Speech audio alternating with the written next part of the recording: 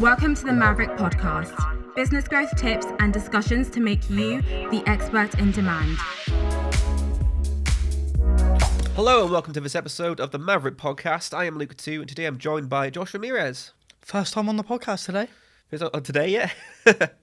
So Josh, you are part of the sales team and you do a lot of discovery calls, but you also book a lot of your meetings online and on LinkedIn. And today what we want to tell everyone on the podcast, what we want to share with people is how they can turn their DMs into more discovery calls, the right ways of doing it, the weird ways that we've seen it being done before. So first of all, what are the kind of silly ways that you've had where people have tried to get you onto a call? So I wouldn't say it's so much a silly way, but the most generic ways are almost your spammy email lists. Actually go in, I've created a list of 100 people on LinkedIn. I'm just going to send them the same generic long message pitch and try and get them on a call that way. Or even your old school, pick up the phone and cold call someone. So they're the ones we normally see. Yes, there is a place for some of these strategies, but what you want to do is you want to build a relationship up first with these people before going in cold. Yeah, the success rate for a cold call is about 2%. And if you think about how much time it would take for you to actually generate the results you need to consistently get some business, be a successful salesperson, the amount of time it would take for a 2% return, you'd have to either be selling something on really high level, but then again, you would need multiple calls for that, or you would need to be just calling everyone. Yeah, the problem when you do that is when you're calling everyone, yes, like you said, you might get that up to 5% who book in with a call, but you have to think on the back end of your business, you're damaging your credibility essentially. Yeah. So you might send 100 cold emails, 100 cold pitches, you might phone 100 people, you might book 3 calls, but those other 97 people, what's the lasting impact on your business? Exactly, yeah. So back in the day, the contact would be a phone call. Now a contact is a message, and you need to treat them the same way because people are taking the time to read something from you. And if they feel like it's not worth their time, they're just not going to respond to you. And then every other message from there then is just complete, wasted opportunity. Yeah, exactly. So first of all, I would say not the most important, but a very important aspect is understanding your market first. So understanding who it is you can help, how you can help them, and what are the similarities in who you are helping. So if I was going, right,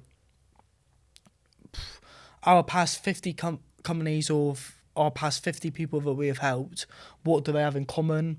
What are the main things that they struggle with?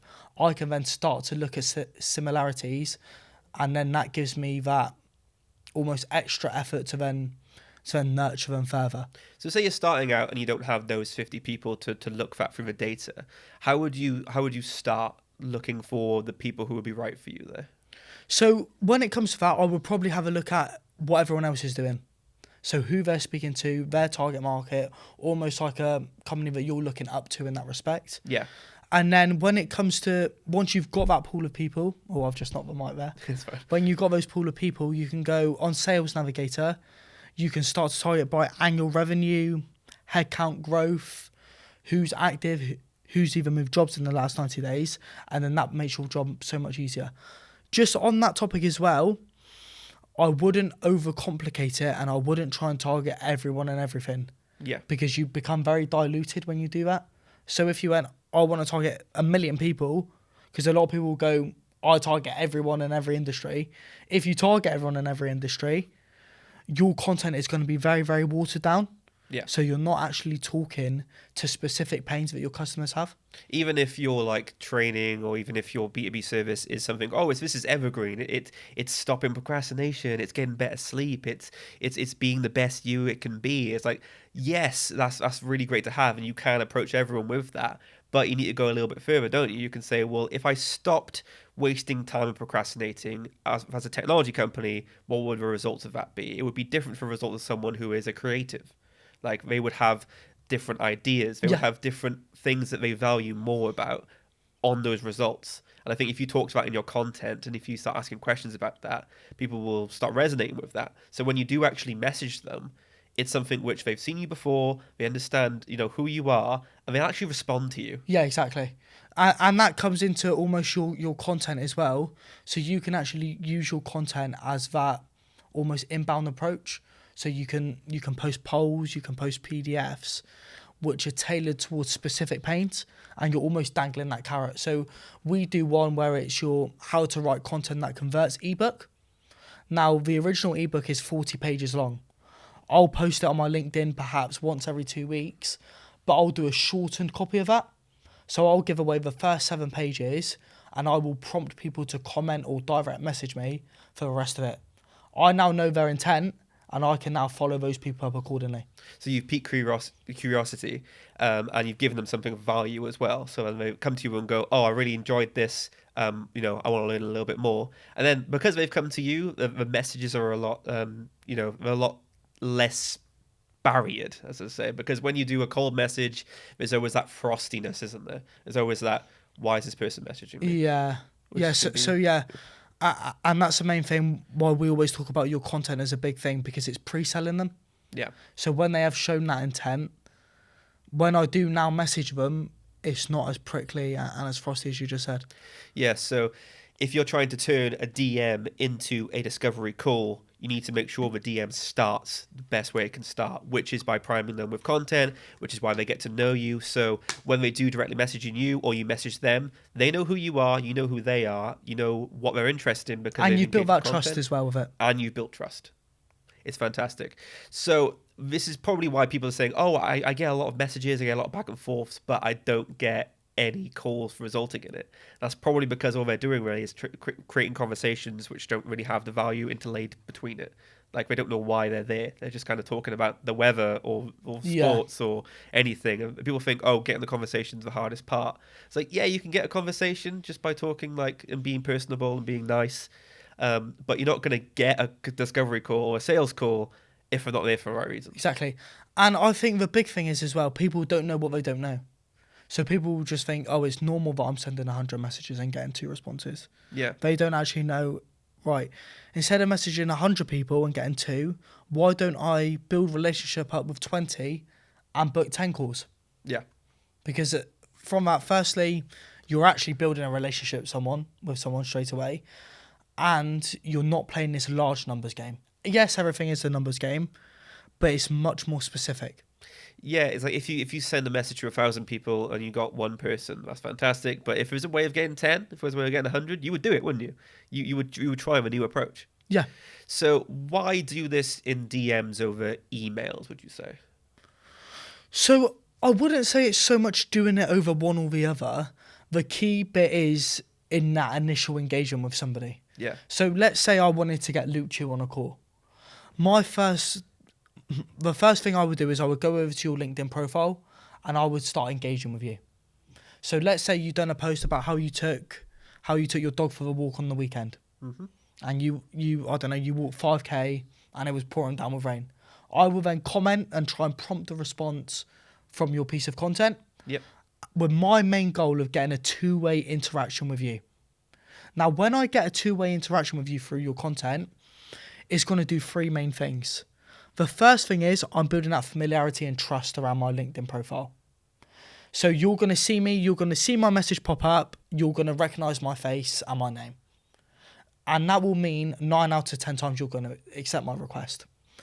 Secondly, I'm training you to respond to me. Mm-hmm. So when you're commenting back on what I've commented on your piece of content, I'm now training that friendly response with you and getting rid of that stranger danger barrier. And lastly, what that's also going to do is LinkedIn's algorithm's going to link you both together. So when LinkedIn sees Luke and Josh commenting back and forth on each other's content, they will now try their best to keep us both on the platform. So this means every time I post, you will see it, and every time you post, I will see it. Yeah, because the social algorithms will make sure that the content that people enjoy are always in front of them all the time. And if you're engaging with me, LinkedIn are going to go, right, Luke enjoys this. Yeah. So we're going to show it to him. So to answer your question, that's what you want to nail first, and then you want to worry about how's best to direct message this person. It's a lot more what difficult emails next on email. Yeah, it's a lot more difficult on email. You could do a 2-pronged approach where you send them a message and then prompt them in an email. Say, hey, I just sent you a LinkedIn connection request. I'd love to get connected with you, just so they're back on the platform. Because most of the time, not everyone's on social media all the time, but at the same time, they are. Because it all goes back to a touch point. So Microsoft done a study, And on average, you need 8 to 15 touch points before you make that sale. Yeah. So whether that's email, whether that's a webinar, a lead magnet, your content, these are all touch points which are leading up to it.